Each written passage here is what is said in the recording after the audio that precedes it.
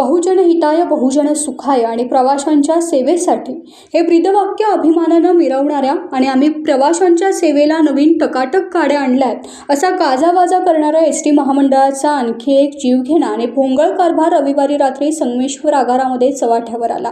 देवरुख आगाराच्या एक लांब पल्ल्याच्या बसच्या बॅटरीचा संगमेश्वर आगारातच रात्री 8:30च्या सुमारास प्रचंड मोठा कांठाळा बसवणारा आवाज झाला। या आवाजानं संपूर्ण आगार हादरून गेलं आणि प्रवाशांमध्ये एकच धांदळ उडाली। महामंडळाच्या या निकृष्ट दर्जाच्या देखभालीमुळे आणि संगमेश्वर स्थानकातील तांत्रिक व्यवस्थेच्या दिवाळखोरीमुळे प्रवाशांना फटका बसत आहे। रविवारी रात्री संगमेश्वर आगार प्रवाशांनी खचाखच भरलेलं होतं।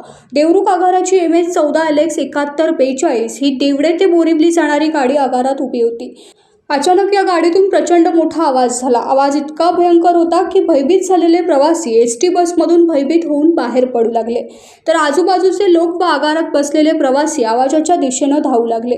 यावेळी बसच्या बॅटरी कक्षातून प्रचंड धूर आणि रासायनिक पाणी बाहेर फेकले जात असल्याचं दिसून आलं। सुदैवानं प्रकार गाडी आगारात उभी असतानाच घडला। या घटनेनंतर प्रवासी वर्ग संतप्त झाला। हा स्फोट झाला तेव्हा बसचे चालक व वाहक नियंत्रण कक्षात नोंद करण्यासाठी गेले होते। त्यांनी परिस्थितीचे गांभीर्य ओळखून जीवाची पर्वा न करता तात्काळ बॅटरीचा कक्ष उघडला आणि मुख्य सप्लाय किट बाहेर काढला, ज्यामुळे पुढील भीषण संभाव्य घटना टळली।